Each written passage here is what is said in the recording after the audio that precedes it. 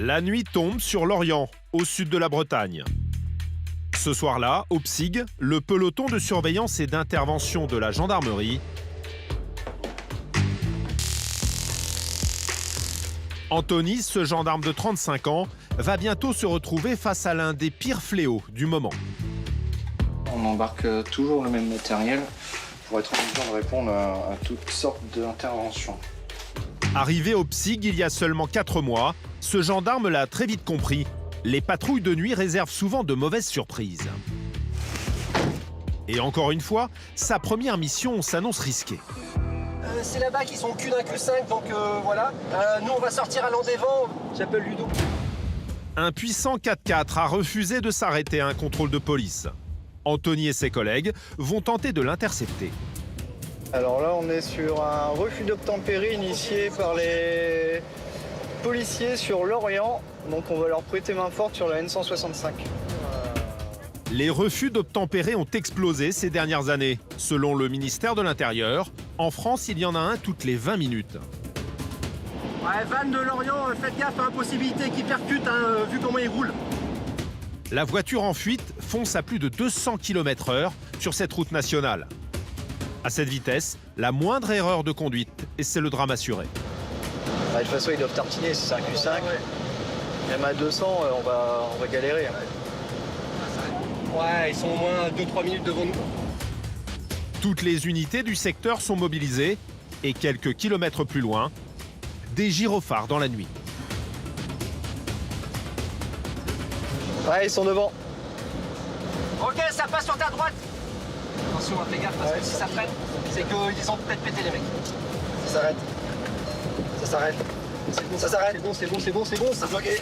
Ah, c'est bon, ça. Les fuyards sont coincés, bloqués par plusieurs véhicules de police et de gendarmerie. On est au sol. Attends, il y en a deux.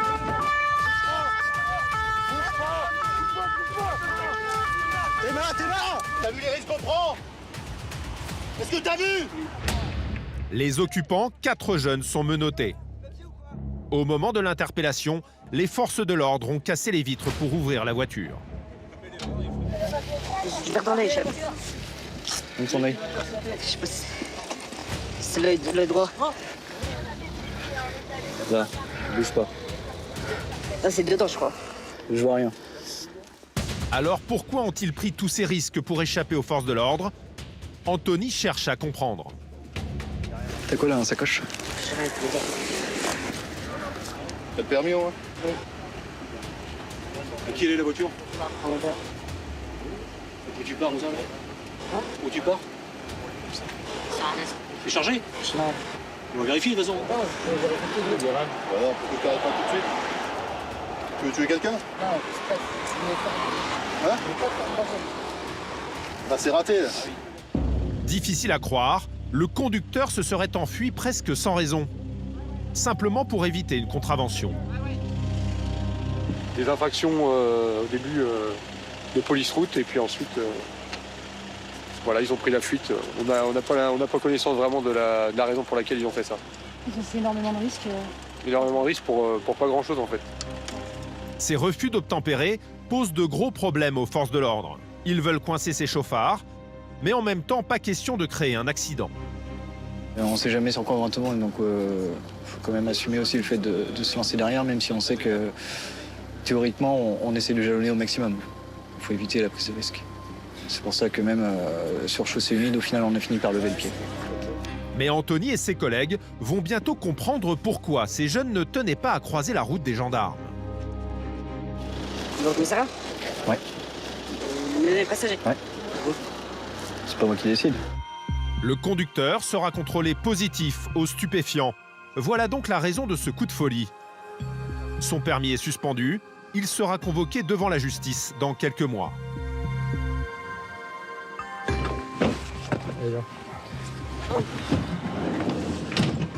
Pour refus d'obtempérer, il risque 15 000 € d'amende et jusqu'à 2 ans de prison.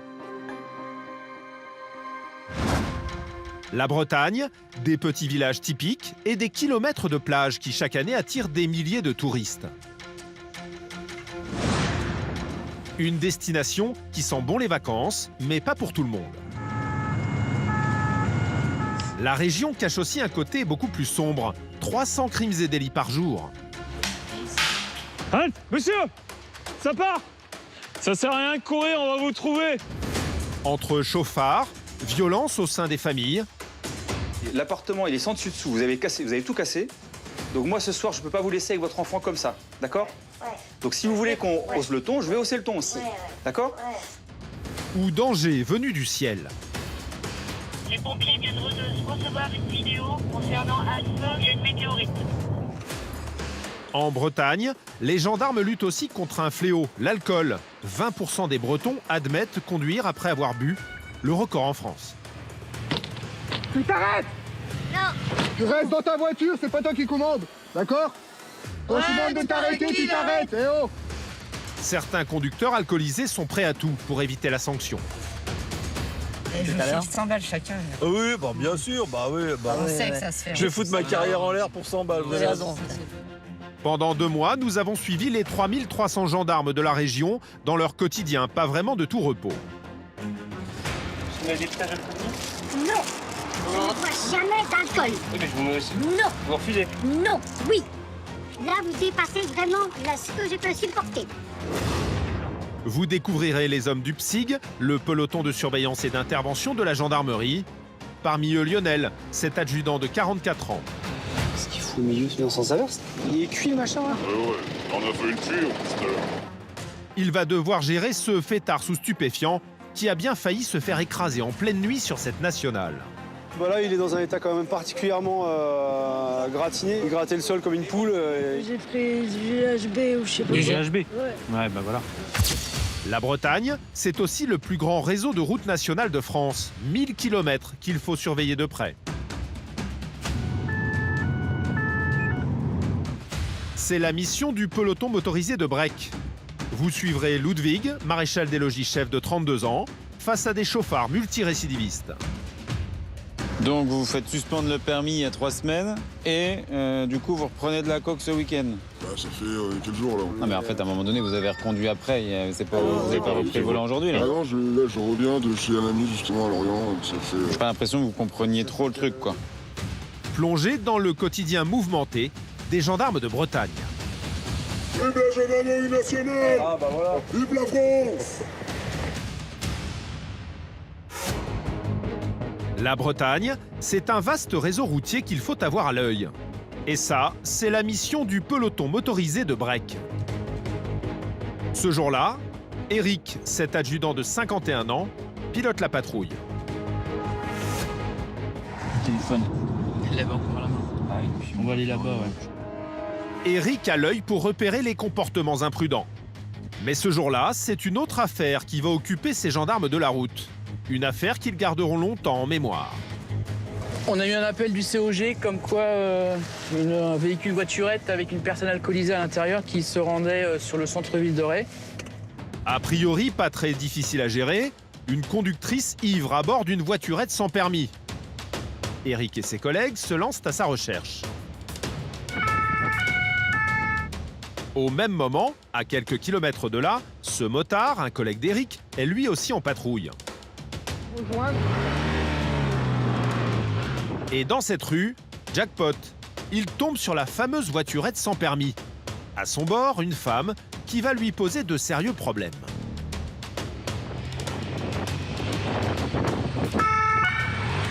Ouais, de PMO Break, c'est intercepté.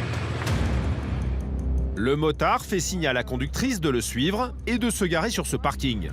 Mais apparemment, elle n'a pas l'intention d'obéir.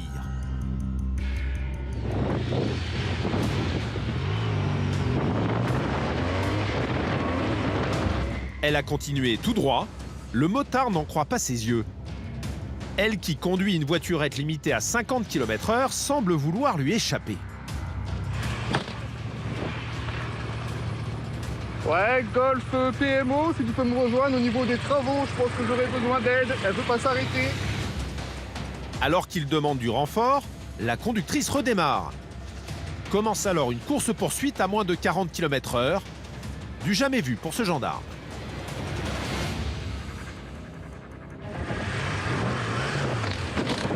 Tu t'arrêtes! Ouais, elle veut pas s'arrêter, hein. Coup de chance pour le motard, au fond de cette rue, un camion de pompiers bloque le passage. Alors cette fois, la conductrice va-t-elle devoir capituler? Tu t'arrêtes? Non. Oh putain. Invraisemblable, elle repart en marche arrière. Rien ne semble pouvoir l'arrêter. Ouais, juste le radar de feu rouge, elle fait n'importe quoi, elle veut pas s'arrêter. Le gendarme tente alors une autre technique. Lui barrer la route.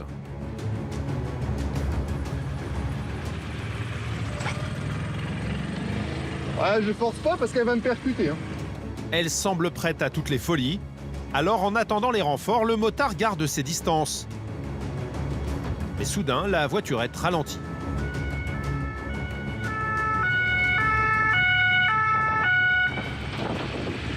Ouais, elle s'est arrêtée, j'aurais besoin de monde, je pense. Je rentre à la maison. Alors toi, tu restes dans ta voiture déjà, pour commencer, d'accord? Voilà. Je rentre à la Tu maison. restes dans ta voiture, c'est pas toi qui commande, d'accord? Quand je te demande de tu t'arrêter, t'arrêtes, tu là. t'arrêtes, eh oh! Alors là, c'est mal joué avec moi. Ouais, bah c'est mal joué avec moi aussi, tu me connais pas. Ouais, bah non, justement. Mais moi, Reste je dans ta prends voiture. tranquille. Manifestement très alcoolisée, elle semble totalement inconsciente des risques qu'elle a pris. Même à faible vitesse, elle aurait pu causer un accident. Qu'est-ce qu'ils en a à faire? Moi, je T'es rentre, complètement je suis- alcoolisé.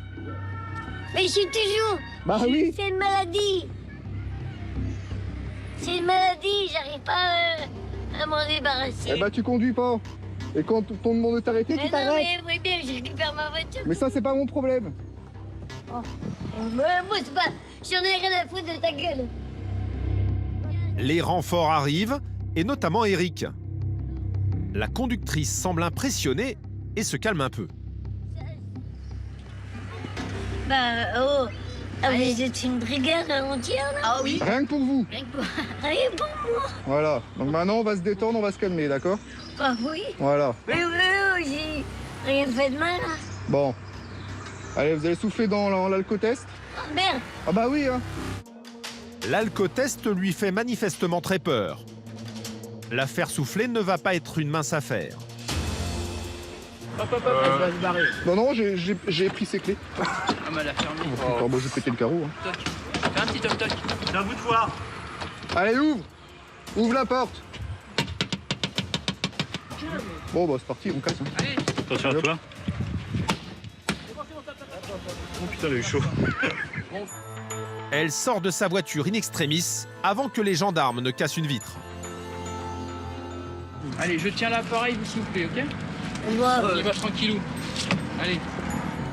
Sans surprise, le test est positif. L'un de ses amis arrive sur place. Eric lui explique la situation. Vous connaissez madame? Oui. Oui. Ça fait plus de 20 ans. Plus de 20 ans? Ouais. Ouais, bah tu viens avec moi. Oh, la moto. Elle est trop belle, il faut fermer la voiture. Mais oui. La porte est pas fermée. Allez, on fermera. Le résultat de ce test plus précis fait froid dans le dos. 3 grammes d'alcool dans le sang, 6 fois la limite autorisée. Une telle consommation provoque en général un coma. Des taux comme ça, personnellement, j'en ai jamais vu encore. C'est une dame qui est connue, c'est déjà une récidive d'alcoolémie, de conduite sous l'emprise de l'alcool et sans permis, puisqu'elle s'est fait retirer son permis il y a quelques années, donc elle a continué à conduire. Donc là, c'est pour ça, je pense qu'elle risque très très gros avec la justice et au niveau judiciaire et pénal. Cette récidiviste sera jugée dans quelques mois. Cette fois, elle risque une amende de 9 000 €, la confiscation de sa voiturette sans permis et même jusqu'à 4 ans de prison.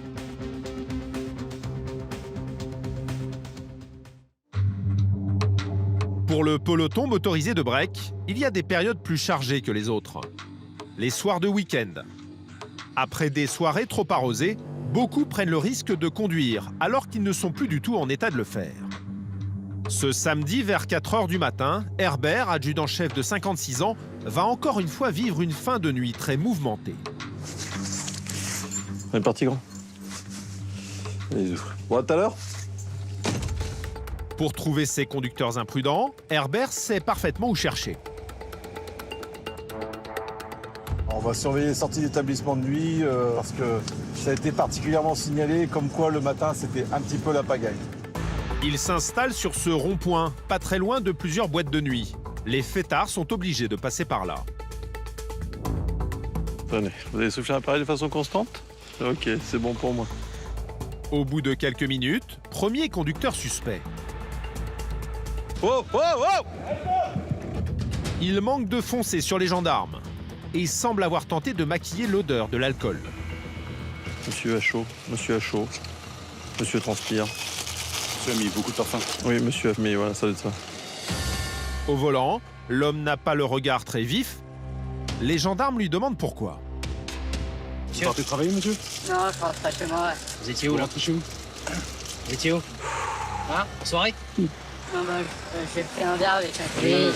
D'accord. On va regarder. On va souffler dans l'appareil, un souffle long, continu. Ouais, ok. Jusqu'à entendre un clac. Non, vous bougez pas la Pour le voiture moment, vous soufflez, monsieur. Encore. Non, un souffle continu. Très souvent, les chauffards pris en faute manquent soudain de souffle devant l'alcotest. Allez, soufflez. Non, monsieur. Putain, mais je souffle. Non, vous soufflez pas, monsieur. Non, mais je souffle à mort là ou pas? Écoutez-moi, monsieur. Non, vous soufflez pas à mort. On vous l'explique clairement, monsieur. D'accord? Donc le but, c'est de souffler. Vous n'allez pas y couper. Donc vous le faites franchement. Il finit par souffler et en attendant le résultat, il tente de se rassurer. Je pense que je suis limite à la... Vous êtes limite, vous pensez? Ouais. Ok. Je vous demandais de descendre, monsieur, du véhicule, s'il vous plaît. Positif, son permis s'envole. Reste à savoir pour combien de temps. Les gendarmes le soumettent à un autre test plus précis. Non, je peux vous assurer que vous n'êtes pas bien, monsieur. D'accord? Si vous voulez qu'on vous parle franchement, on va vous parler franchement. Vous n'êtes pas bien. Vous avez eu du mal à vous arrêter. Vous êtes alcoolisé. Je me suis arrêté quand même. Ah oui, à la finale, oui. Si on veut jouer sur les mots, oui, vous êtes arrêté. Effectivement, vous êtes arrêté. Voilà. Il prétend vouloir coopérer, mais ses problèmes de souffle reviennent. Mais là, faut franchement souffler. Hein. Faut y aller franchement, faut y croire. Hein. C'est ce que j'ai fait aussi tout à l'heure. On souffle bien fort. Encore. C'est bon. Volume insuffisant, vous n'avez pas soufflé assez fort. La patience d'Herbert a ses limites, et cette fois, elles sont atteintes. Alors, monsieur, entre nous, vous savez très bien comment ça fonctionne. Parce que c'est pas la première fois. D'accord? C'est la première fois. Non, c'est faux, monsieur. Là, j'ai votre permis de conduire, je vois les antécédents, c'est déjà arrivé. Donc là, vous savez comment on souffle dans cet appareil-là. D'accord? Donc vous y allez franchement. C'est ce que je fais. Non, parce que moi, je vais vous expliquer, c'est simple, monsieur. Il y a un moment, on va pas faire 50 tentatives de souffle. C'est soit vous soufflez, soit vous faites tout pour ne pas souffler, et là, on sera sur un refus de se soumettre. L'homme est un récidiviste et l'alcool est responsable de 30% des morts sur les routes. Alors pour Herbert, c'est tolérance zéro. Maintenant, je vous explique. Le refus de se soumettre aux vérifications, c'est d'office, par décision du préfet, 6 mois de suspension du permis de conduire. Je souffle, monsieur. Non, on le voit, on voit, vous prenez même pas le truc en bouche et tout. Donc à partir du moment où on en est rendu quasiment à 10 fois à vous faire souffler, et que ça marche pas parce que vous prenez même pas l'appareil en bouche, c'est qu'on est vraiment sur une volonté de ne pas le faire. Donc moi, j'assimile ça à un refus de se soumettre, monsieur. C'est très simple. Pour refus de se soumettre, il risque jusqu'à 2 ans de prison et 4 500 € d'amende. Allez, on souffle, on y va, allez, on souffle, on y va, encore. Non. Bon, allez, c'est bon. On s'arrête là, monsieur, on arrête les frais. Allez, on arrête les frais, venez avec moi. Je vais pas y passer la soirée. Rien à faire, il fait tout pour ne pas souffler. Et avec lui, les gendarmes ne sont pas au bout de leur peine. Donc la case, refuse de se soumettre aux épreuves de dépistage. On en est là? Bah, si vous voulez, mais pour moi, c'est pas ça. Ah, c'est pas je veux, hein. C'est pas je veux, hein. Je pense qu'on est plusieurs à l'avoir constaté à plusieurs reprises. L'union fait la force. L'union fait la force, oui, tout à fait. Vous savez, on a que ça à faire. On les invente parce qu'on n'a pas assez de boulot. Je souffle, mais votre machine n'est pas assez efficace. Ah, c'est la faute à la machine? Ouais. Ah, celle-là, on ne l'avait jamais faite. Vous faites une première, monsieur. C'est la faute à la machine. 2 machines qui sont pas... C'est bizarre. Vous êtes le seul, hein, dans le coin de la soirée qui a des problèmes avec la machine. Coup de théâtre, alors que les gendarmes tentent d'obtenir un taux depuis près d'1 heure, l'homme accepte de souffler à nouveau. Encore. La personne a vraiment peur du résultat. Et puis, comme monsieur déjà connaît le système, sait déjà comment ça fonctionne, puisque c'est pas la première fois, il est persuadé dans sa tête que plus il va repousser le souffle, plus ça va descendre. De plus que monsieur est certainement en récidive légale. Donc, quoi qu'il arrive, il risque d'avoir d'office 6 mois de suspension, voire plus. Et certainement à la clé une annulation de permis de conduire. 0,66. 0,66, voilà. Plus de 2 fois la limite autorisée, sentant qu'il n'échappera pas à la sanction, l'homme va tout tenter. La colère, la négociation et les larmes. Retirez-moi votre permis, ça va vous faire votre quota, il n'y a pas de souci. Mais franchement... Oh, bah si vous le prenez comme ça, qu'est-ce que vous voulez que je vous réponde, monsieur? Non, mais c'est pas méchamment que je le dis, mais il y a pire. Bah, je peux le prendre méchamment, hein. Non, mais là... Parce qu'on va se dire les choses franchement maintenant. Oui. Honnêtement. Parce qu'il y a un moment, je veux bien être patient, mais il y a un moment, il y a une limite à tout. Vous avez 0,66 au souffle, monsieur. Vous avez plus d'1 gramme. Je fixe 100 balles chacun. Ah oui, bah bien sûr, bah oui. Je sais que ça se fait. Je vais foutre ma carrière en l'air pour 100 balles, vous avez raison. Les gars, faites-moi une char, parce que... Franchement, me niquez pas la tête, déjà, elle a été assez pourrie comme ça. Franchement, me niquez pas plus que ça. Évidemment, rien de tout cela ne fonctionne. Herbert a l'habitude de ces négociations désespérées. On n'a pas des gens qui systématiquement négocient. Bon, là, il a joué son va-tout jusqu'au bout. Hein. Bon, voilà, après, comme je dis, c'est humain. La personne, elle se retrouve en faute, elle cherche des échappatoires, voilà. Le pire, c'est que l'homme ne semble toujours pas retenir la leçon. Conduire ou pas? Non, vous conduisez pas. Oh, incroyable. Bon, on fait quoi? On vous ramène ou quoi? Ouais. Bah, non. Je sais pas si vous méritez. Hein. Bah non, mais bah, il faut Hein? faire bien l'homme. Bah, on va vous ramener, allez, on va vous ramener. Allez, on y va. L'alcool, qui en Bretagne complique le travail des gendarmes, mais cette nuit-là, une autre patrouille va se retrouver face à une menace venue de l'espace.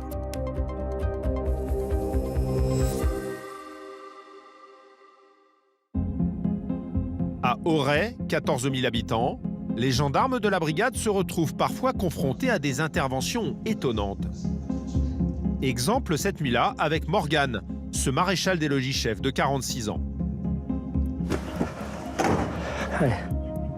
La première alerte qu'il reçoit semble sortir tout droit d'un film de science-fiction. Les pompiers viennent de recevoir une vidéo concernant un feu et une météorite. Un feu dû à une météorite? Ouais, reçu d'Auray, donc un feu à cause d'une météorite, c'est bien ça? Un feu dont on ne connaît pas l'origine, ou bien ce serait une météorite qui serait à l'origine. Ouais, bien reçu. Il présume une météorite. On va voir. Oui, ça sera ma première, là. Ça tombe, c'est une soucoupe volante. Selon un habitant de la région, une météorite aurait provoqué un incendie dans un village voisin.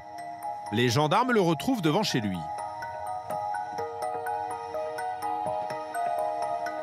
Bonjour, c'est vous qui avez appelé? Oui. Alors dites-nous, il est où le feu? En fait, il faut monter de la chambre, on le voit de la chambre en fait, parce que c'est en hauteur et c'est vers là-bas. Accompagné des pompiers, Morgane tente d'apercevoir la fameuse météorite depuis l'étage de la maison. Mais a priori, rien à l'horizon. Tu vois un feu, toi? Il y a un polyminu là-bas, maintenant, on me dit qu'est-ce que c'est, on va aller voir. Comment on fait pour trouver, là? Le riverain qui a donné l'alerte a eu le temps de prendre cette photo. Sur l'image, une traînée lumineuse inhabituelle. Mais s'agit-il vraiment d'une météorite? Putain, le gars, il a l'œil, hein, parce que... C'est sa fille, comment les voler? Ouais, mais peut-être qu'elle a dû voir le truc au départ. Là, elle a l'impression que ça s'éteint. Les gendarmes et les pompiers vont tenter de localiser cet incendie. Et quelques kilomètres plus loin, ils flairent une piste. On sent, là. Morgane et ses collègues s'enfoncent dans cette forêt. Et au milieu de nulle part, ils tombent sur un homme. Ah, c'est vous, d'accord. C'est vous qui faites cramer quelque chose? Oui. Alors, venez nous montrer où c'est, parce qu'en fait, les résidents qui ont aperçu un feu. Ouais, parce qu'ils se font un petit peu inquiétés. La météorite n'est en fait qu'un tas de détritus en train de brûler. L'homme a mis le feu à ses déchets ménagers en pleine nuit, alors que c'est interdit. Non mais c'est plus qu'un petit feu ça. Putain, mais si ça prend sur les côtés là, vous faites comment là? Mais vous mettez tout dedans là. Bah j'ai tout nettoyé. Non mais des pneus, tout quoi, tout va bien quoi. Bon bah du coup nous on va être obligés de l'éteindre. On peut pas prendre le risque de Bah non mais c'est l'entrain à côté, si jamais ça vient déborder là. Ouais mais après... Enfin là vous allez vous coucher là non? Là cette nuit vous allez faire quoi cette nuit? Vous allez pas rester à veiller le feu toute la nuit? Bah non, voilà. Si vous voulez qu'il aille, c'est bah non, non mais regardez là, il peut prendre tout ça déjà là. L'homme risque une amende de 450 €, ce qui le met très en colère. Vous êtes en infraction déjà, monsieur. Non, non, on peut pas laisser... Déjà. Rapport. Bah, par rapport à... Je vais pas envoyer ça à la déchetterie quand même. Vous le savez très bien. Non, Moi, j'ai plus d'1 hectare, j'ai le droit de faire du feu, de brûler des branchages. Non, pas à 21h30, non. Ben, j'ai pas allumé à 21h30. Et puis c'est pas des branchages, monsieur. Regardez. Plus d'1 hectare, c'est très bien. Oui, on a le droit de faire brûler des pneus? Mais non, ça des pneus, je sais. Non, mais il y en a partout des pneus. Donc non, là c'est pas des... Vous êtes pas en train de faire brûler des branchages, hein. Il est visiblement agacé par la présence des gendarmes et des pompiers. Le ton monte rapidement. J'étais à éteindre les incendies cet été, là. J'ai été 4 jours. Me prenez pas pour un imbécile, là. Quel est le rapport, monsieur? Non, mais vous me dites que j'ai pas le droit de faire du feu. La loi, c'est plus d'1 hectare, on a le droit de faire du feu. Et on est au mois d'octobre. Quand même, arrêtez, c'est tout trempé autour. Vous pouvez pas marcher. Vous pouvez venir voir. Morgan, lui, a sa petite idée sur les raisons de cet incendie nocturne. Regarde le bordel, il y en a partout. Des bagnoles, des caravanes, tout.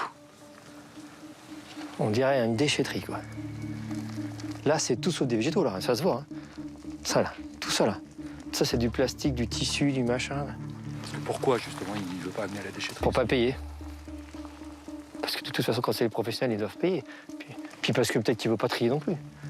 Puis il n'y a pas qu'un seul pneu. Hein. Donc, il n'a pas l'air content. Non, ben, il pensait qu'il allait pouvoir... En plus, s'il fait ça la nuit, c'est qu'il veut bien faire ça en douce.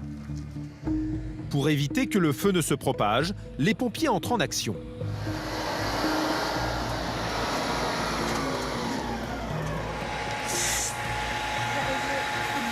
Tout est entreposé comme ça. Et... Donc on voit bien qu'il a tout ratissé avec son tracteur, là, et qu'il a tout mis dans un tas, il a mis le feu. Non, je pense il savait très bien ce qu'il faisait. Hein. Il s'est dit, tiens, personne ne va rien voir. Donc, Bon, en revanche, il n'y a pas de météorite? Non, déçu. Le genre d'imprudence dont les gendarmes se passeraient bien. Ils ont déjà fort à faire avec les vraies urgences du quotidien.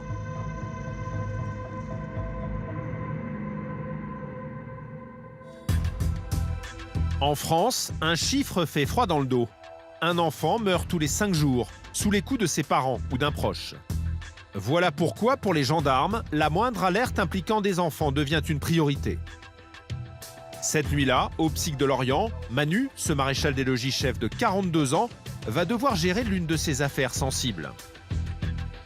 Toujours, on doit s'assurer que l'arme est opérationnelle.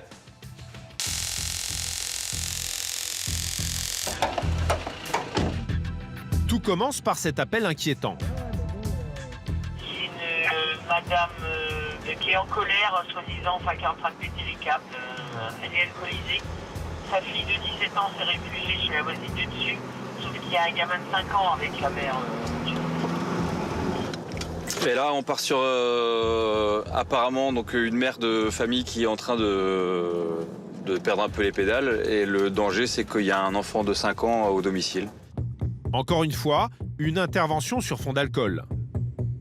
Les gendarmes arrivent dans ce quartier populaire. L'immeuble là, c'est allumé là-haut. Manu et ses collègues sont accueillis par la fille de la femme alcoolisée. Inquiète, l'adolescente s'est réfugiée chez sa voisine. Bonsoir. Alors c'est où que ça se passe? C'est ici? Oui, c'est là. D'accord, c'est votre maman? Oui. Qu'est-ce qui se passe alors? C'est pas boire en fait, tout simplement. Ouais. Et ça se passe depuis longtemps. Ouais. Chaque fois qu'elle boit, elle pète un câble. Ok, est-ce que la gendarmerie est déjà intervenue? Oui. Ouais. Donc votre maman, elle est connue? Oui. Elle est suivie médicalement? À chaque fois qu'elle est suivie, elle suit les traitements. Ouais. Et après, une fois que ça va mieux, entre guillemets, Elle arrête le traitement? elle arrête. Bon, on va essayer de prendre contact avec votre mère déjà, si elle ouvre. Son petit frère de 5 ans se trouverait toujours dans l'appartement. Pas de temps à perdre. Heureusement, la porte est entrouverte.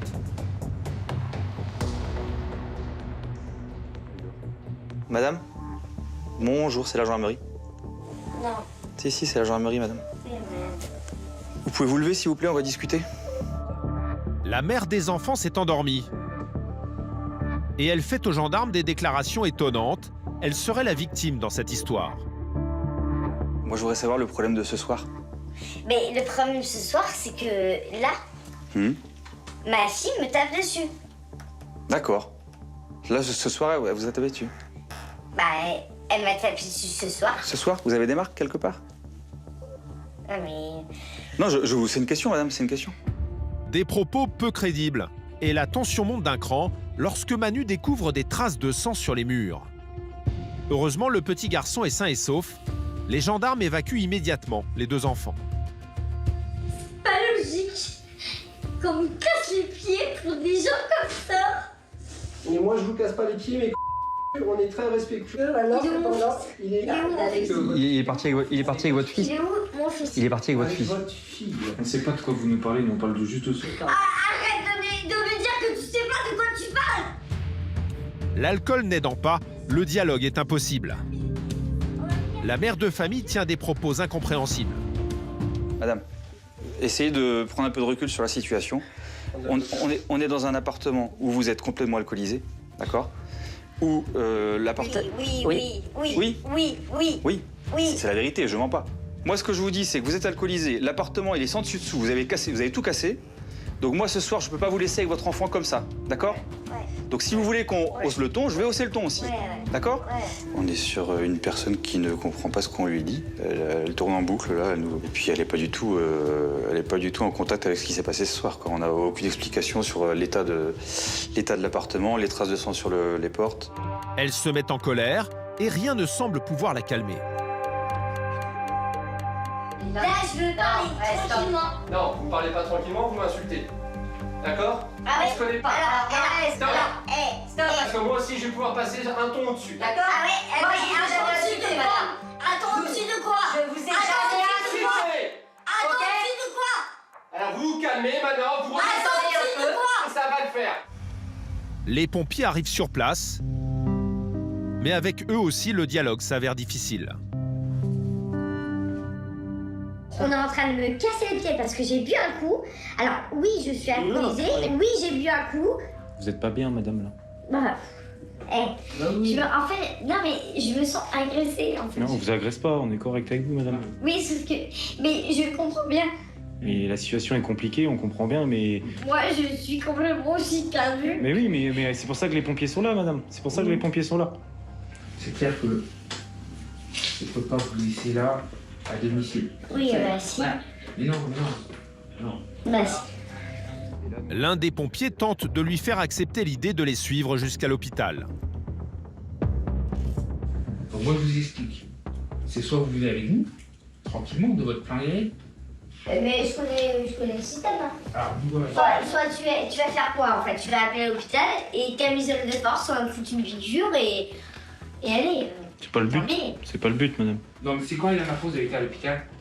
Il y a 15 jours. Il y a 15 jours. Et comment ça s'est passé il y a 15 jours? La camisole de force. Voilà. Mais du coup, pourquoi ils vous ont mis la camisole de force? Parce que je vais me déshabiller. Voilà. La situation se complique. Manu redoute de devoir utiliser la force. Donc on va encore essayer de négocier jusqu'au bout, et puis si c'est pas possible, on la forcera. Son caractère en ce moment, c'est en dents de scie, donc si on arrive à l'amener au moment où elle est en bas, il n'y a pas de souci, et puis si ça monte, il y aura des soucis. Donc on va essayer d'être au bon timing. Le gendarme retourne à l'intérieur et tente une nouvelle fois sa chance, en essayant de trouver les bons arguments. Bon, madame, je vous explique ce qui va se passer. Vous allez aller à l'hôpital. Oui. D'accord? Deux solutions. Soit vous venez de votre plein gré, soit vous ne voulez pas venir, et là, nous, on a déjà appelé le maire, il y a le maire qui vient, et il fait une hospitalisation d'office. Madame, vous n'avez pas le choix sur la finalité, vous avez le choix sur le moyen d'y aller. Voilà. Est-ce que vous y allez de votre plein gré ou est-ce que vous y allez ligoter? Parce que c'est ce qui va se passer, on va vous ligoter au brancard. Et personnellement, j'ai pas envie de le faire. Donc est-ce que... Non mais je vais y aller. D'accord. Après plus d'1 heure de négociation, la mère de famille accepte finalement de suivre les pompiers. Des interventions qui relèvent davantage de l'assistance sociale que de la gendarmerie. Mais pour Manu et ses collègues, c'est devenu le quotidien. On va faire une fiche de suivi familial où du coup on a une assistante sociale qui prendra contact avec la maman et pour essayer de trouver une solution à cette situation. Partie compliquée parce que très sensible, on est en train de toucher au domaine familial, il y a des enfants, il y a cette maman qui est en détresse et puis effectivement là c'est le côté musclé de la gendarmerie n'a aucun intérêt. Là on est clairement dans la discussion et puis on essaye de trouver la situation la plus paisible et la plus adaptée. La mère de famille passera la nuit à l'hôpital avant d'être orientée vers un psychologue. Les enfants, eux, passeront la nuit chez la voisine.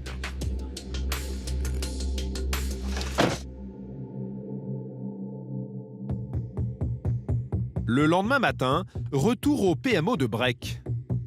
Parmi ces hommes, Ludwig, ce maréchal des logis-chefs de 32 ans. Ce jour-là, il va devoir combattre l'autre grand fléau qui fait presque autant de dégâts sur les routes que l'alcool, les stupéfiants. Soyez prudents, hein. Toujours, mon chef. À bord de cette voiture banalisée, Ludwig et son collègue se fondent discrètement dans le trafic. Et au bout de quelques kilomètres, ils repèrent cette camionnette blanche en mauvais état. Il a la vitre côté conducteur qui a explosé. Je vais lui faire un petit signe qui nous suive. À bord de ce véhicule, un couple. Monsieur, dame, bonjour, gendarmerie. Ouais. Je vais demander de prêter votre permis de conduire, s'il vous plaît, la carte grise du véhicule. Donc c'est passé quoi avec votre vitre là? Ah, vous l'avez fait casser sur un parking? Ouais, voilà, c'est ça, ouais. Ok. Vous allez la faire réparer là? Ouais, mais c'est arrivé il y a 3 jours là, donc c'est pour ça en fait. Ok. Du coup, j'ai mis ça en attendant là, pour la pluie, tout ça quoi. Ok. Tenez, venez avec moi s'il vous plaît au véhicule. Ludwig vient de flairer quelque chose. Avec 13 ans de gendarmerie derrière lui, il repère vite les consommateurs de stupéfiants. On va faire un dépistage. Prenez ça, s'il vous plaît. Face aux gendarmes, le conducteur préfère jouer carte sur table. Dernière conso, c'était quand? De stupéfiants, là? La toute dernière, là. C'était quoi? Coke, chicken. Ok. Bon, vous savez que c'est dangereux après de conduire, du coup, quand on a consommé? Ouais, mais ça fait un moment quand même, hein. L'homme avoue avoir consommé de la cocaïne récemment, mais Ludwig n'a encore rien vu. Vous n'êtes pas connu pour ça, hein? Pour des conduites sous l'emprise de stup ou autre? Ben si, du coup, j'ai perdu, je m'étais fait suspendre le permis pour ça. Pour alcoolémie? Non, pour stup, justement, il y a 3 semaines de ça. Il y a 3 semaines? Ouais. Vous êtes fait suspendre le permis? Ouais. D'accord.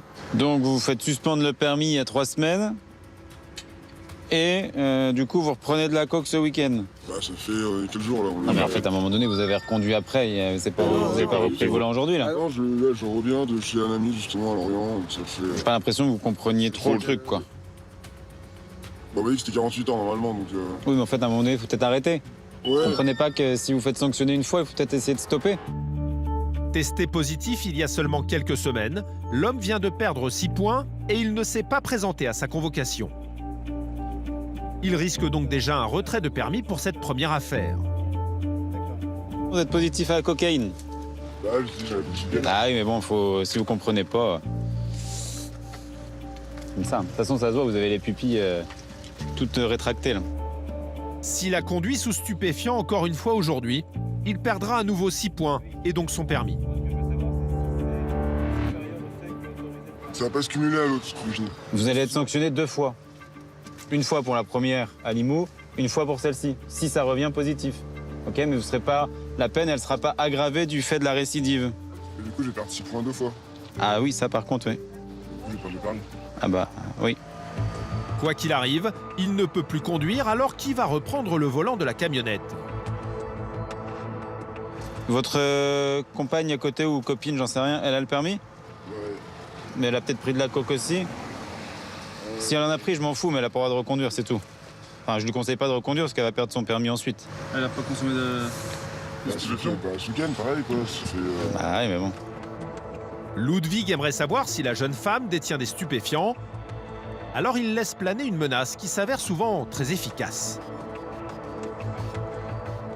Ok, donc dans le véhicule, on va faire passer un chien. Est-ce que vous en avez là?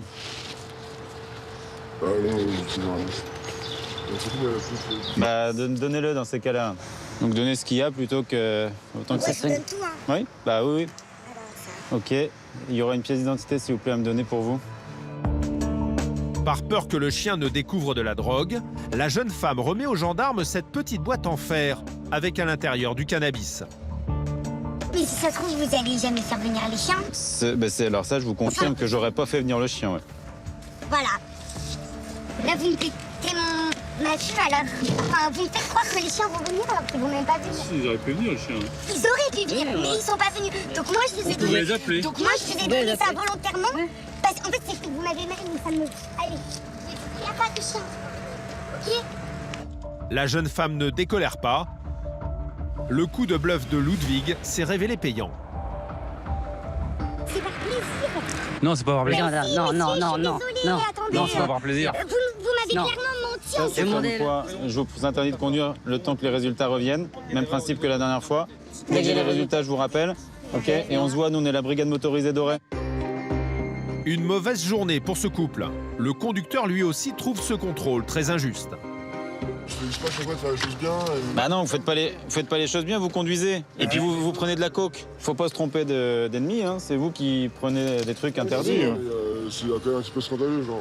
C'est scandaleux, qu'est-ce qui est scandaleux? Ah, je suis pas défoncé là. Sauf que vous prenez un produit qui est interdit.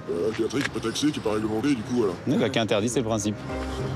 Avant de repartir, comme souvent, le conducteur pris sur le fait tente de négocier. Faut pas faire une petite fleur pour une fois, sans déconner. Je suis pas chiant, ça fait 4 jours. Ça va me foutre dans la merde de ouf là. Là, vous avez le permis, madame. Faut juste pas fumer et pas prendre de coke. Bah voilà. Moi, j'ai la solution à tous les problèmes. Selon la sécurité routière, chaque année, 700 personnes sont tuées sur les routes dans un accident impliquant un conducteur ayant consommé des drogues. Allez, je vous rappelle pour vous donner les résultats. Ok? Une consommation de stupéfiants qui prend de plus en plus d'ampleur en Bretagne et qui crée parfois des situations particulièrement dangereuses.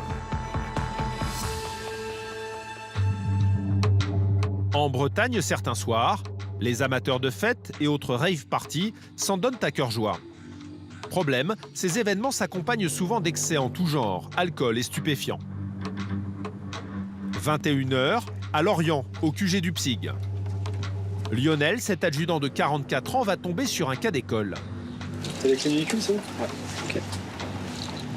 Comme à chaque fois, lui et ses collègues vont sillonner la région à la recherche du moindre comportement suspect. Et beaucoup plus tard, vers 5h du matin, une scène étrange attire leur attention. Un poids lourd arrêté en sens inverse sur cette nationale très fréquentée. Qu'est-ce qu'il fout au milieu? C'est en sens inverse? Lionel va vite comprendre. Bonjour. Il tombe sur le conducteur du camion qui vient de faire une rencontre inquiétante. C'est là comme ça. Il est cuit le machin là? Ah ouais, on avait une tuile tout à l'heure. Ah ouais, il était debout? À la sortie du rond-point, en fait, il y a une voiture qui va doubler. Ouais. Elle a réussi à se rabattre, mais juste devant, il est en plein milieu de la route. D'accord. Ce jeune homme titubait sur la chaussée avant de s'échouer sur le bas-côté. Et il ne semble vraiment pas dans son état normal. Oula.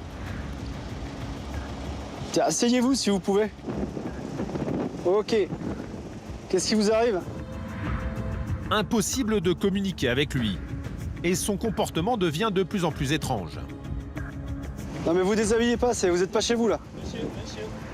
Gardez vos chaussettes, monsieur. Monsieur, c'est la gendarmerie, est-ce que vous pouvez me donner votre nom? Impossible de connaître son identité, et le jeune homme commence à gratter frénétiquement le sol. Lionel a une petite idée sur ce qui pourrait expliquer ce comportement bizarre. Il semble qu'il ait pris des produits stupéfiants probablement parce qu'il a des réactions très très bizarres. Il gratte le sol, là, il enlève ses vêtements, il répond pas à nos sollicitations. Il faut qu'on s'assure qu'il soit pas en danger, donc on va faire appel aux pompiers. Mais l'homme, qui semble se réveiller, devient soudain de plus en plus agité. Restez assis, monsieur. Calmez-vous. Ne tenez pas debout, monsieur. Restez assis. Restez assis. Rien à faire, l'homme se montre de plus en plus nerveux. Les collègues de Lionel n'ont pas d'autre choix que de le menotter pour sa sécurité. Là, on va se mettre aussi. Doucement. Faut que tu te calmes, regarde. Regarde, si je te lâche, là, tu vas bouger. Non. Regarde, je te lâche. Là, tu bouges pas. Voilà, tu restes comme ça, tu bouges pas. Mais là, regarde, là, tu bouges. Le chauffeur du poids lourd, lui, s'en tire avec une belle frayeur. Il a probablement sauvé la vie de ce fêtard. Ce qui est malheureux, c'est que personne ne s'arrête pour porter assistance. Vous en croisez souvent des gens comme ça? Ouais, de plus en plus. Les jeunes, ils font la fête. On se les réalise pas, mais il ne sera pas non plus demain quand il va se réveiller, mais on a failli le tuer. Une fête qui a bien failli tourner au drame, mais pour l'instant, le jeune homme ne se souvient de rien. T'as beaucoup bu ce soir? Ouais, un petit peu, ouais. Un petit peu. Et t'as pas pris de la drogue? Pas de cocaïne? Pas de... rien du tout? Non, rien. Parce que là, t'étais pas bien, t'étais en train de dormir et le camion, il a failli t'écraser. C'est vrai? Bah ouais, c'est pour ça qu'on est là. Bah ouais. Bah là, il est dans un état quand même particulièrement gratiné. Il grattait le sol comme une poule et ingérable, donc on essaie d'avoir une identité déjà. Finalement, une fois installé dans la voiture, il reprend peu à peu ses esprits et se souvient. J'ai bu pas mal et j'ai pris du GHB ou je sais pas. Du GHB? Ouais, bah voilà. Le GHB, surnommé la drogue du violeur. Une substance que Lionel connaît bien, certains fêtards en consommeraient désormais régulièrement. En gros, tu perds toute notion, quoi. Donc c'est ce qui permet, c'est pour ça qu'ils les utilisent avec les jeunes femmes, c'est ce qui leur permet de la récupérer, qu'elles soient quasiment inconscientes, mais en mesure de marcher, tu vois, elles savent pas ce qu'elles font, quoi. Le jeune homme est pris en charge par les pompiers, mais avant de partir, le collègue de Lionel le met en garde. Tu restes calme et gentil avec les pompiers, comme t'as été avec nous, ok? Et ça va aller. Et arrête de prendre ces produits-là, d'accord? Grâce à l'intervention du psyg, ce fêtard qui revient de loin rentrera chez lui quelques heures plus tard, sain et sauf.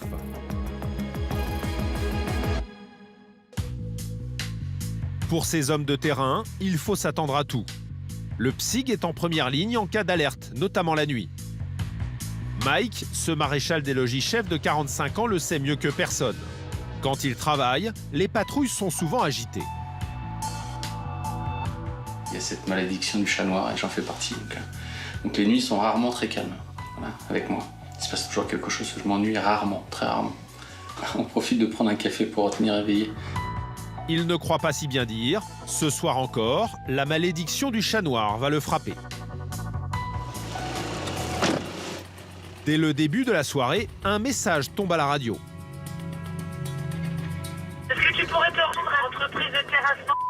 Il y aurait quelqu'un qui serait en train de s'introduire dans l'entreprise. Ouais, c'est reçu. Un cambriolage serait en cours dans une entreprise des environs. Là, ce serait une intrusion dans une entreprise, donc le risque qu'on pourrait avoir, c'est une fuite. Et si la personne n'arrive pas à fuir et qu'on serait en phase de l'interpeller, il pourrait y avoir une rébellion en fait. Rébellion s'il n'est pas armé, et si vraiment la personne veut résister et qu'elle est armée, ça pourrait être bien pire. En fait. On va quand même sur l'inconnu. Il s'agit peut-être d'un voleur intéressé par des engins de chantier. Pas une seconde à perdre. Mike et ses collègues espèrent le coincer la main dans le sac. On est à combien là? Nous sommes à 2 minutes d'objectif, 470 mètres. En arrivant sur place, les gendarmes reçoivent de nouvelles informations sur le suspect. Bon les gars, ce serait un individu habillé en sombre avec une écriture rouge sur ses vêtements. Assez maigrichon, une vingtaine d'années à peu près. Très bien. Apparemment il est un petit peu dans les bosquets là. Et il était après. Pour lui, il se cache. On va essayer de fouiner un petit peu et essayer de le trouver. Après, c'est compliqué. Hein. C'est ce genre de choses. Lui, il connaît le terrain. Nous, on n'est pas chez nous. Donc, on connaît un petit peu moins le terrain que lui, quoi. Le psyg inspecte la zone à l'écoute du moindre bruit. J'ai entendu quelque chose, les gars. Il y a un chantier là, donc effectivement, ça doit être par là. C'est là-bas. Bonjour. Les gendarmes tombent sur un couple. Ce sont en réalité les responsables du chantier. Prévenus par leur alarme, ils ont foncé jusqu'ici, visiblement prêts à en découdre avec le voleur. Il a laissé du matos après lui, donc... Ah bah ça, c'est intéressant, ça, par contre. Il aurait essayé de voler quoi? Voler, moi j'en sais rien, voler pour voler, parce qu'aujourd'hui c'est ça de toute façon. C'est juste pour faire les cons, quoi, en fait. Bah c'est ça de toute façon. Mais là, les gens ils sont contre ce putain de plan d'eau là, mais nous on fait le boulot qu'on nous dit de faire. Hein. Voilà peut-être le problème. Ce chantier divise les habitants du coin. Cet étang va être vidé et remplacé par un parc, un projet qui ne plaît pas à tout le monde. Ces entrepreneurs sont régulièrement la cible de critiques. Donc vous, votre rôle, c'est d'effacer le plan d'eau. Voilà. Et les gens voudraient garder le plan d'eau. Voilà. Ok. Parce que là, pour moi, est-ce que réellement ce serait associé à un vol ou ce serait plutôt associé à quelqu'un qui vous en veut et qui est contre le... Lui, c'est quelqu'un qui est contre. Non, mais ça peut être très intéressant parce que ça peut être quelqu'un qui habite juste à côté, en fait. Ah oui, mais c'est même sûr, il est pas loin, hein, de toute façon, c'est sûr. Le suspect cherche-t-il à voler ou à dégrader? Surpris par le couple, il a en tout cas pris la fuite précipitamment, laissant derrière lui ses indices. Vous touchez pas le pull, là? Ils veulent pas, il y a le pull et puis il y a un sac que j'ai mis sur le côté. Il y a plein de matos dedans. Il était contre le mur là, mais je dis au cas où ils le reprennent. C'est l'outillage, il va y avoir du marteau, il va y avoir une scie, ce genre de choses qui peuvent être utiles aussi pour tout ce qui est effraction, etc. Donc ça, c'est intéressant. En fait. Ça veut dire qu'ils étaient peut-être pas là juste pour des barrières, mais pour autre chose. Ce n'est pas la première fois que ces deux chefs d'entreprise sont victimes de vols. Régulièrement, l'essence est siphonnée dans le réservoir de leurs engins, une perte de plusieurs milliers d'euros. Alors ils sont bien décidés à se défendre. On met une caméra en fait sur nos chantiers pour savoir quand il y a du monde qui vient dessus, quoi.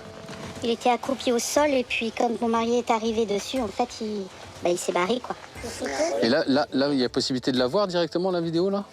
Il faut la mettre sur un écran. Parce que nous, ça peut nous être utile. Sur le reste de la patrouille, si on tombe sur l'individu, ça peut nous être utile. Voilà donc la silhouette du suspect. Est-ce qu'on peut voir si c'est une capuche, voilà, par exemple? Bien, par capuche. Il y en a une autre, Capuche. Mais bien sûr, se faire justice soi-même, c'est interdit. Alors Mike met le couple en garde. Ça, par contre, ça, je vous déconseille parce que... On a eu des emmerdes il y a 3 ans de ça où c'était tous les week-ends. Oui, et... Je peux vous dire qu'à un moment donné, on se dit qu'est-ce qu'on peut faire pour se protéger, d'avoir au moins quelque chose, mais pas taper sur la tête, quoi. Bah, faut pas taper du tout même, je dirais. Donc après, ça reste assez sensible parce qu'en fait, le chantier reste là pendant un petit moment. Donc en fait, si c'est récurrent, au bout d'un moment, forcément, le propriétaire, on voit là, il est excédé. Là. Il est avec une batte de baseball. Donc le but aussi, c'est de pouvoir nous le retrouver pour éviter qu'il y ait aussi une altercation après entre eux. C'est surtout ça. Même s'ils sont victimes, s'ils commettent des violences, ces entrepreneurs risquent 3 ans de prison et 45 000 € d'amende. Pour éviter que la situation ne dégénère, Mike décide de rester sur place. On va aller voir ça. Bon, allez, on va aller chercher un petit peu. Et au même moment... Il y a un Pax. Couchez-vous. Laisse-toi. Il fait sa lumière. Ouais, chut, c'est lui. Le suspect est repéré. Halte, monsieur! Ça part! Une course-poursuite s'engage, mais difficile pour les gendarmes de suivre sa trace en pleine nuit. Parti où? C'est parti là. Petit chemin. Je le marque. Les 3 gendarmes se séparent pour quadriller la zone. Mike le sait, le voleur présumé a sans doute l'avantage de connaître le terrain. Ça sert à rien de courir, on va vous trouver.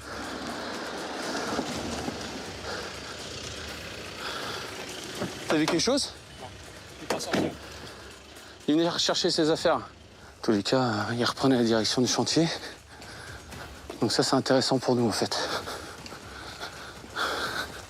Il y a peut-être un petit peu à gratter dans le sac. On va aller voir ça. Mike en est convaincu, le suspect pourrait revenir sur place dans la nuit. Si bien il habite à côté, il est rentré chez lui. Pour moi, il habite à côté. C'est quelqu'un qui n'est pas d'accord avec le projet. Il n'a rien volé, en fait. Il fait juste dégrader. Il met les barrières dans la flotte. Donc c'est quelqu'un qui est contre le projet. Les gendarmes vont donc se faire discrets et attendre qu'il revienne. Moi, je pense qu'il faut faire, c'est qu'on se mette en planque là et on attend.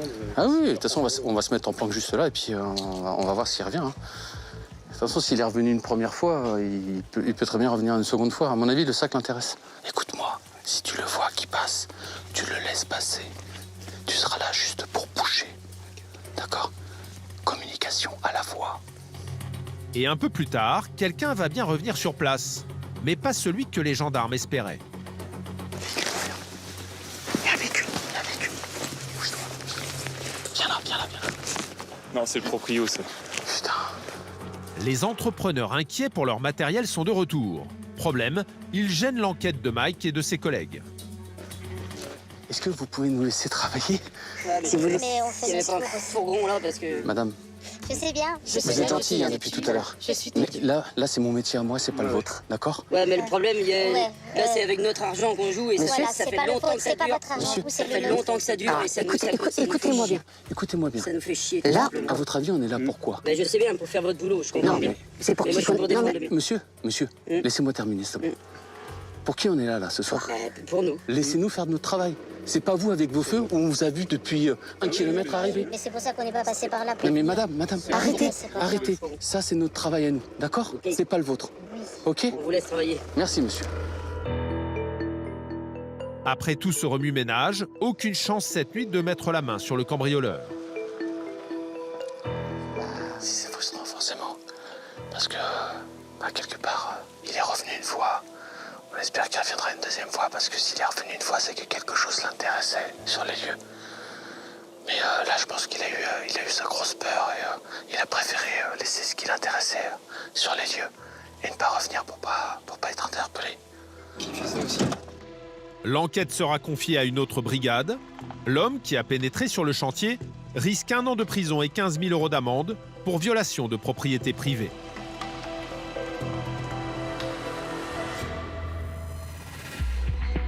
Le lendemain matin, dans la campagne bretonne, c'est encore une fois une fête clandestine qui va donner du fil à retordre aux gendarmes. Cet après-midi-là, dans un petit village à quelques kilomètres de Lorient, plusieurs brigades sont mobilisées, dont le PSIG. Sur place, nous retrouvons Anthony. Bonjour.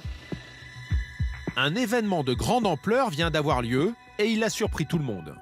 Donc là, cette nuit, il y a une rave party qui s'est installée, là, environ 1300 personnes et 350 véhicules. Du coup, Pont-TV nous a demandé en renfort afin de faire un contrôle de zone à la sortie de la rave, quoi. Donc un contrôle systématique de tous ceux qui vont sortir dans le but de verbaliser potentiellement pour aide au tapage ou même faire des contrôles police-route alcostup. L'objectif, contrôler les festivaliers avant qu'ils ne causent un drame sur les routes. Anthony arrête une première voiture. À son bord, 4 jeunes filles. Moi, je vous informe que vous allez être verbalisé pour le tapage qui a été occasionné cette nuit. Assistance au tapage. Oui, on m'a dit. Une amende de 68 € pour tapage. Le but, décourager ces rave parties illégales. Parmi les fêtards, certains, probablement encore éméchés, ont choisi de ne pas rentrer en voiture. La police. Bien conscient du bruit que la rave party a provoqué, la plupart des participants acceptent la sanction, sans même râler. Ça va, c'était bien? Oui, Ouais, correct, quoi. c'était correct, exactement.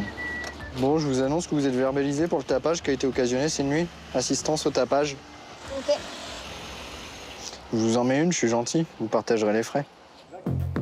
Un peu plus loin, Geoffrey, ce gendarme de 46 ans du peloton motorisé de Brec, va tomber sur un cas beaucoup plus grave.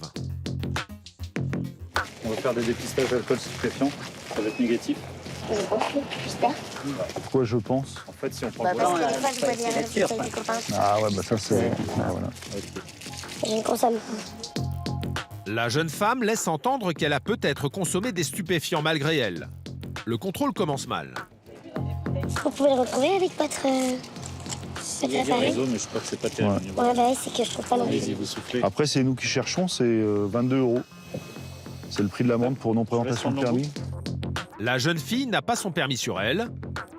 Et au moment de se soumettre au test salivaire, elle commence à stresser. Allez-y, tac, prenez ça et vous frottez sur la langue à l'intérieur des joues. Vous êtes consommatrice de cocaïne? Non. Occasionnelle? Ok. Jamais? Pourquoi? Je vous demande. Je commence à flipper. Enfin, si vous avez bu dans des bouteilles qui ne vous appartiennent pas, vous pouvez commencer à flipper, oui, c'est vrai. La jeune fille suit le résultat du test de très près. Et elle l'interprète comme ça l'arrange. Comment ça apparaître? Vous voyez quoi apparaître, vous, mademoiselle? Je vois un petit trait. Il y a un petit trait. On dit vos lunettes de soleil peut-être? Non, mais Non, c'est avec lunettes ou sans lunettes, moi, en face cocaïne, c'est blanc. Hein. Non. On voit le trait apparaître. Tu peux venir voir si tu vois un petit trait, parce que sur cocaïne. Il est pas très net, mais je suis désolée, on le voit pas. Non, il n'y a pas Non, mais les autres sont pareils. Bon, vous m'écoutez, je peux en placer une. Là, vous voyez ce test-là? Vous voyez des traits partout, là? Ok. Eh bien, regardez celui-là et dites-moi la différence entre opiacé et cocaïne. Est-ce que vous voyez une différence? Effectivement, il y a une différence, mais... Ah, bah voilà, il y a une différence, merci. il y a pas de trait. La différence, c'est qu'il y en a un où il y a un trait rose et l'autre où c'est blanc. Vous avez un test positif là sur vous? Bah oui, j'en ai un dans les mains. Non. Le test indique qu'elle a consommé de la cocaïne, ce qu'elle conteste formellement. Moi, je suis désolée, je vois un petit trait. Certes, il est moins lisible que les autres, mais je le vois un peu. Regardez à l'ombre. On attend un petit peu. Après, vous prenez un risque, hein, comme dit le collègue, là, vous allez dans des free-parties, vous conduisez, vous prenez des bouteilles, vous buvez dedans, faut pas être surprise. J'ai déjà fumé de la bulle, mais j'ai jamais consommé de drogue dure. Mais dans les trucs que vous avez bu à la soirée, vous savez pas ce qu'il y a dedans, en fait? J'ai bu mes bouteilles, mais après, peut-être que d'autres gens ont bu dedans. Ah bah ouais, Dans ma voiture, je sais Ah, rien. bah, je sais pas. Face à cette jeune femme, sûre d'elle, les gendarmes font preuve de patience. Ils décident même de lui accorder une seconde chance. Est-ce qu'on peut en faire un? Je suis sûre de moi. Maintenant, si le deuxième me dit la même chose, voilà, il n'y aura pas d'ambiguïté. Pour moi, là, le test, il est clair. Je sais pas où vous voyez un trait, mais allez, c'est reparti. Et malheureusement, c'est pas que je doute de votre parole, mais on peut pas se fier à ce que les gens disent, parce que ce serait un peu trop simple sinon. En 22 ans de service, Geoffrey a entendu toutes sortes d'excuses. Alors ce deuxième test va-t-il donner raison à la jeune femme? Sur cocaïne, c'est blanc de blanc. Quand c'est blanc, c'est pas un trait léger. Hein. Ah, là, on est au moins d'accord maintenant. Positive 2 fois de suite à la cocaïne, la jeune femme risque désormais 4 500 € d'amende et 2 ans de prison. Bah, le dépistage est positif, mais pour elle, elle ne sait pas, elle ne comprend pas. Donc là, elle est de mauvaise foi. Parce qu'elle sait très bien, comment elle l'a pris, quoi. Sur cocaïne, c'est toujours blanc. Donc, non, mais je vais pas en faire 12, hein, je vous le dis tout de suite. Hein. Il faut maintenant trouver quelqu'un d'autre pour prendre le volant. Parmi les amis de la jeune femme, un seul détient le permis. Alors est-il en état de conduire? Mais c'est que je sais déjà ce que vous allez faire, je sais déjà ce que vous allez faire. C'est pour savoir dans combien de temps vous allez Mais partir. c'est dans 4 heures, je le sais. J'en sais rien. Mais je le sais. Soufflez. Oui. Bah voilà, merci. Oh, ah, plus fort. Plus fort, ouais. Tenez, prenez l'embout en main, voilà. Je fais, Et pour l'instant, je fais pas le fou. je suis bien gentil. Moi aussi. C'est juste pour savoir quand c'est que vous allez reprendre le volant. C'est juste pour savoir. Non, mais me poussez pas, vous êtes à ça. Ah, voilà, vous poussez. Merci. C'est juste pour savoir quand c'est que vous allez pour. Je suis négatif. C'est juste pour savoir. Je suis désolé, monsieur. Allez-y. L'alcool ne réussit pas. Donc, effectivement, vous allez rester un moment. Hein, parce qu'il a 2 grammes. Décidément, la journée se complique. Personne pour reprendre le volant. Donc, votre ami titulaire du permis de conduire peut reprendre le volant. Ouais, mais plus tard. Maintenant, il est à 2 grammes. Hein, ouais, il est pas mal. Plus les minuit. Oui, oui, voilà. Il s'était bien mise. Donc, vous pouvez pas reprendre le volant au moins avant 10 heures, pas loin. D'accord? Les 4 amis se souviendront longtemps de cette rave party. Au même moment, un autre gendarme, tombe sur une automobiliste qui n'a visiblement rien à voir avec la rave party, mais qui va lui donner du fil à retordre. Ça me dérange que vous téléphonez au volant, madame. Vous vous garez là, s'il vous plaît, madame.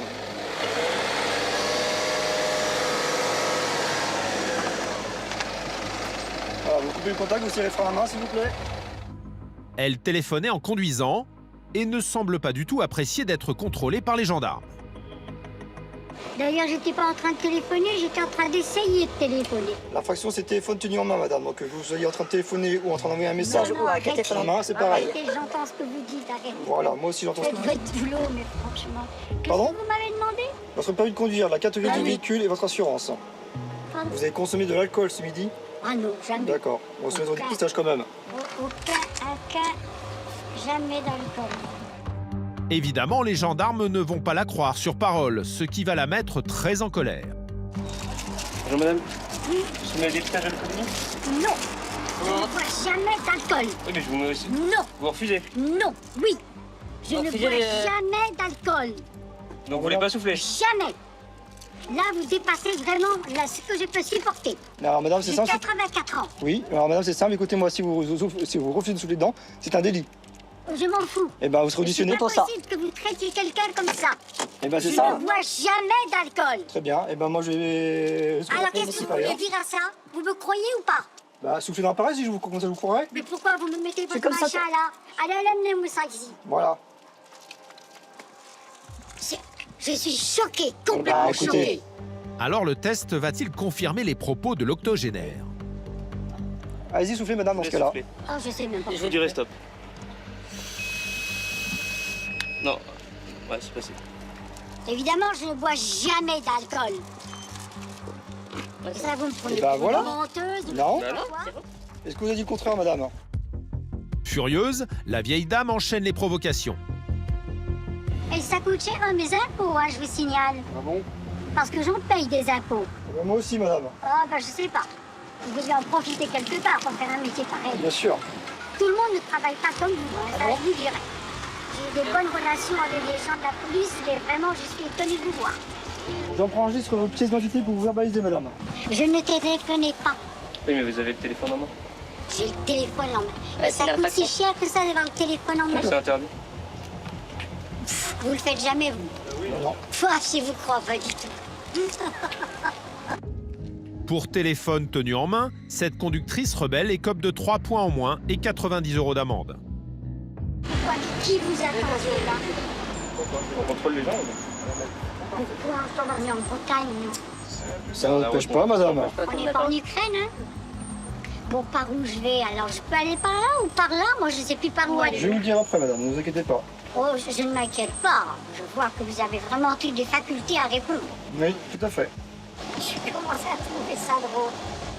Sauf que ça va me coûter cher. Tout à fait. Tout à fait. Vous avez autre chose à dire? Non, madame. Bon, alors tout à fait. Le gendarme, lui, garde son calme. Il en a vu d'autres. Elle peut dire ce qu'elle veut, je n'écoute pas, simplement. Je fais abstraction de ce qu'elle dit. Moi, j'ai constaté une infraction. Je poursuis dans ma direction, donc il n'y a pas de souci pour moi. Donc pour nous, c'est bon. Nous avons fini notre contrôle. Donc... J'ai tout récupéré? Vous avez tout récupéré sur mes données, tout à fait, oui. Une chose est sûre en tout cas, concernant le téléphone au volant, elle n'a pas retenu la leçon. Tout le monde le fait quand on en a besoin et quand c'est nécessaire de le faire et que c'est prudent. Et vous le faites aussi. Quand le téléphone, ça prend 3 secondes. Se garer, ça prend 3 secondes également, madame. Voilà. Je ne vous crois pas. C'est comme vous voulez. Allez-y, madame, c'est bon. Oui, on pensait avoir une petite mamie gentille qui aurait...